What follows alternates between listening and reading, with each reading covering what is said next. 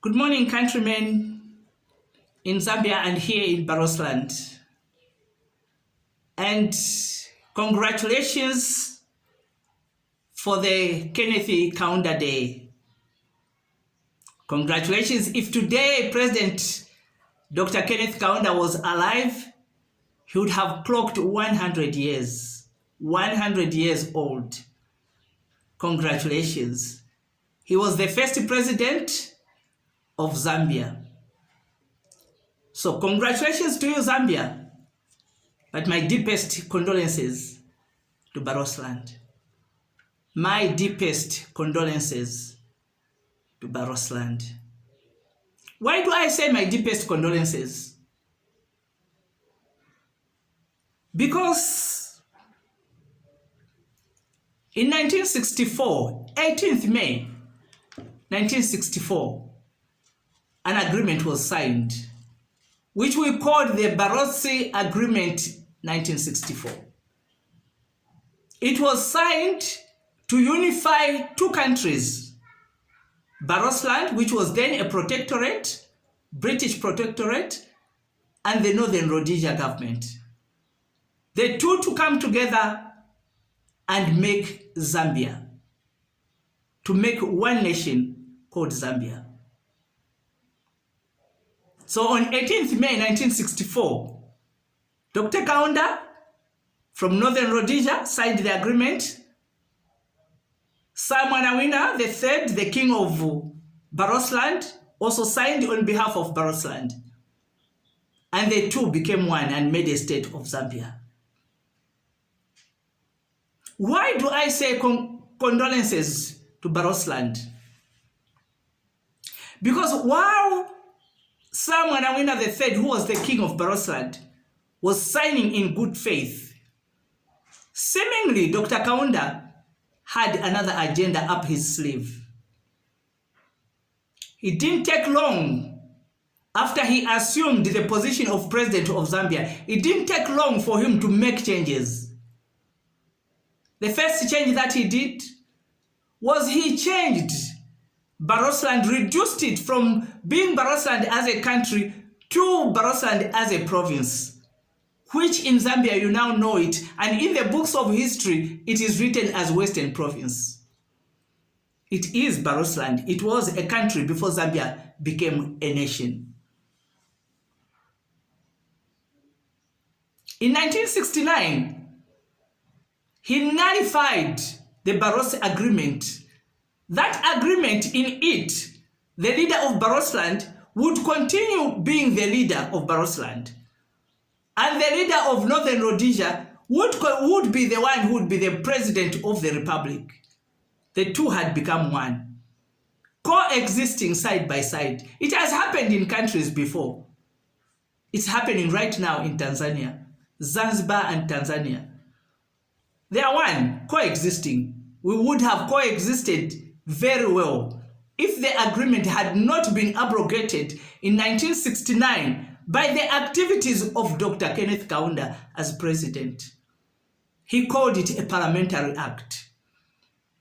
It was nullified, it was abrogated without even consulting the other signatory, who was Sam Mwanawina III.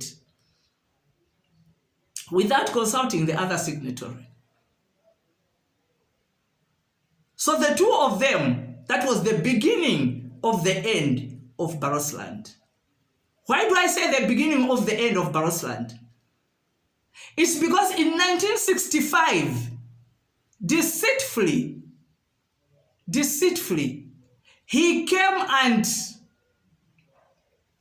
completely emptied our treasury, Barotseland treasury. Completely emptied it of the 78.5 million pounds, which was in the Barotseland treasury then. Oh, Zambia, you can do the maths to see and to know how much it is worth today, in real time of today. Do the maths. That money was removed from our treasury and taken to Northern Rhodesia government, which was now Zambia treasury. There, 419,000 pounds was distributed into the local councils of Zambia, but not in the Barotseland Council. You can come and see for yourself. The council, our council, the township council for Mongu Township Council, looks like a small 2-bedroom house which was built by the colonial masters. It was built by the British government. It wasn't built by Zambia. So seemingly we didn't partake of the £419,000, which was actually part of our money. What did that money go to do in Zambia? It went and built schools, colleges, universities, institutions, roads, nothing of which was done in Barotseland. That's why I am saying condolences to us, and that was the beginning of the end of Barotseland. We feel robbed. We feel robbed. First of all, we've been robbed of our nation, Barotseland. It existed before Zambia was. Barotseland was there before Zambia was. We have been robbed. Why or how? Because the agreement was not, it was not respected. It was not honored. It was just abrogated and just thrown out,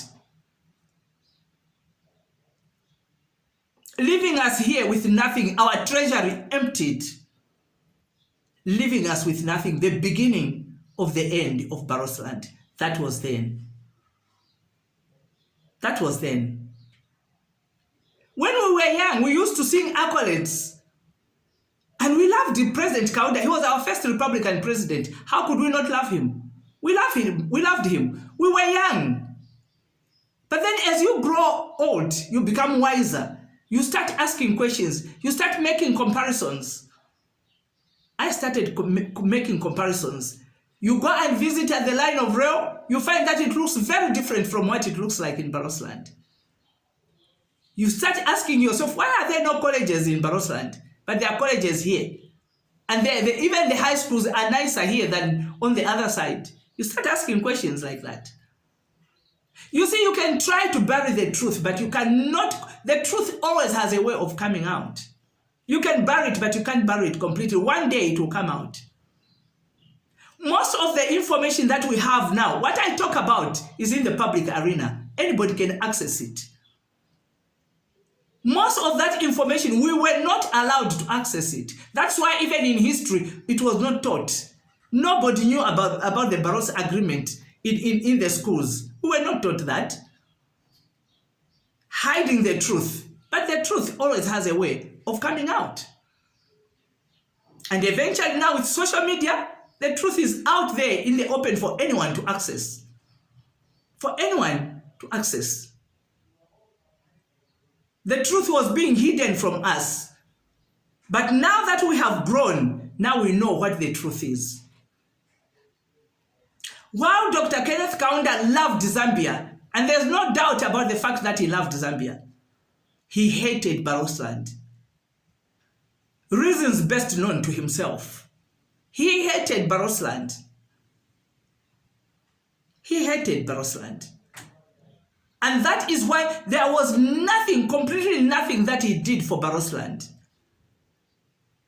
You may say we had free education. Yes, we had free education. The schools that we're going to were built by missionaries. They were not built by the Zambian government. The other buildings that you see here were built by the British government, the colonialists. Nothing has been built here by the Zambian government. Which one? Totally neglected. Not only did he do that, but even the good high schools that were there by the missionaries, he took them away from the missionaries, took them over as government, and made sure that he deleted boarding schools from there, just made them day schools. Holy Cross is now a day school. To make sure that those girls who are coming from further out in the other districts would not be able to access good education. And that is what is going on now. Because where will they stay? Not everyone lives in Mongu. What about those who are in Zambia? What about those who are in Zambia? What about those who are in Congo? They cannot access that education. So to say, to sing accolades of he was a unifier, he was an educationist. He was an educationist, yes, in Zambia. He was a unifier, yes, there in Zambia. How can he be a unifier when he is the same one who has abrogated the agreement of unity? He nullified the agreement of unity. And you call such a man a unifier? I don't think so. I don't think so. People are saying that we are enjoying peace in Zambia. Yes, we have enjoyed peace all these years, only because as the people in Barotseland, we suffered from the inside. We didn't know what the truth was. So it was difficult to confront any situation. But now that we have known what the truth is, we are talking about it and we are not keeping quiet. And we are going to educate our children, those who were born after 1964. We will educate them of what happened between Barotseland and Northern Rhodesia, how it came to be and what happened during the presidency of Dr. Kenneth Kaunda. What he has done to Barotseland. We have no colleges here in Barotseland. We don't have good schools here in Barotseland.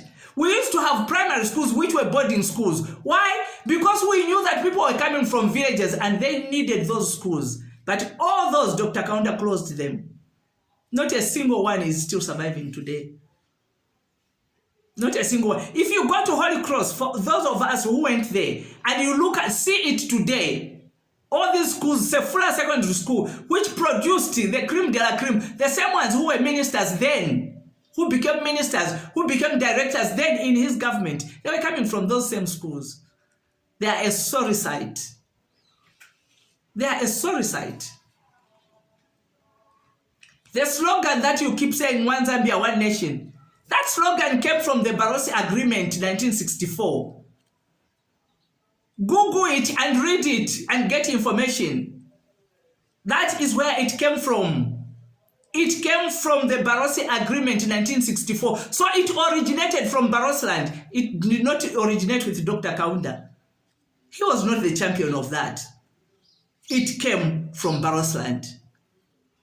We were honestly doing that, but we didn't realize we were being duped. We've been robbed of a country. Barotseland was there before Zambia was. We've been robbed of a country. Nullifying that agreement, abrogating that agreement, means that you are robbing us of our country, Barotseland. Coming to clean out our treasury means that you are killing us economically. Robbed again. Killing us economically. We could not build universities, we could not build schools. We had zero balance. Our balance sheet was zero. Meanwhile, Zambia's balance sheet grew by 78.5 million pounds. We've been robbed of a country and of our treasury. How do you expect us to celebrate a man who was at the helm of all that? We cannot celebrate. We are crying because of the injustices that have happened to us. We are crying. No doubt Dr. Kaunda really loved Zambia, but Barotseland, he hated it. Reasons best known to himself. Reasons best known to himself. No industry here in Zambia. You see, in Barotseland, you see, by doing that, what was his next agenda? It was to make sure that he kills, if he could, he would have wiped Barotseland off the face of the earth or off the face of Africa so that nobody would ever know about it. Because when you don't build colleges, universities, and industries in a place, what you are doing is you are removing, that is called brain drain. So he drained All the brain of Barotseland, he drained it of its brain and sent it to Zambia. Because you are in school here in Barotseland, you pass, you go to college, you go to a trade school, you go to university. You can only go to Zambia and not in Barotseland. So brain drain. You go that side. When you finish, there are no industries here, so you cannot come back here. You start working there. 50 years later, you have retired. Do you really think you would want to come back to impoverished Barotseland? No, you won't. You'd want to stay there. So he made sure he moved us from here, took us that side, made us stay that side because that was the only place where we could get employment. I was one of those. So I am speaking what I have experienced. And then there you intermarry. You start intermarrying. So when you intermarry, you are intermarrying other tribes. You intermarry. Then when you have grown older, you realize who is going to, how are the pure breeds going to come about? We have all intermarried. We come back here, but you look at the other tribes, they're still married within themselves. Brain drain. That was a good strategy. And he made it. 50 years down the line, who wants to come back here where it is impoverished, and it is impoverished? Those of you who don't believe it, come to Barotseland and see for yourselves. The first shock that you get will be the road. Then you get here, you will find that there's no infrastructure here. There's no government infrastructure here. The nice houses that you see that have been built, it is the people of Barotseland, people like me and the others who realize the Barotseland is dying. We need to go back there and keep it alive. That was the strategy of Dr. Kenneth Kaunda. Brain drain. Brain drain.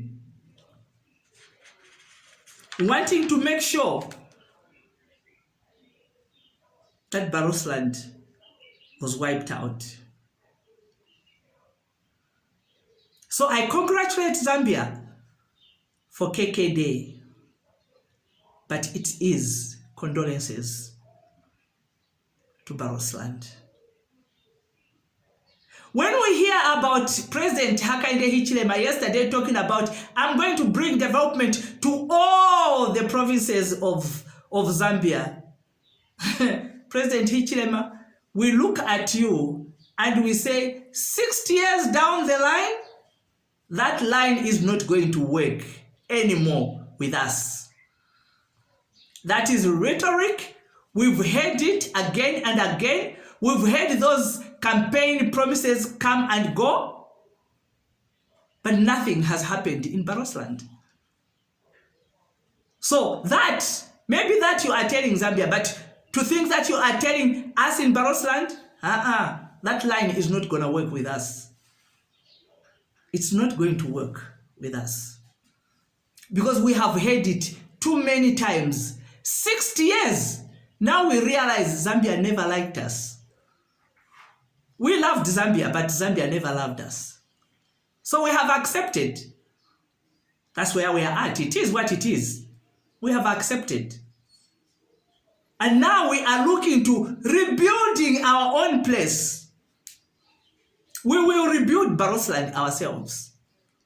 Because that story, President HH, we've heard it before.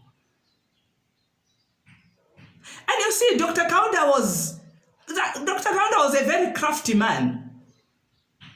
He was a very crafty man because when you read history, you wonder why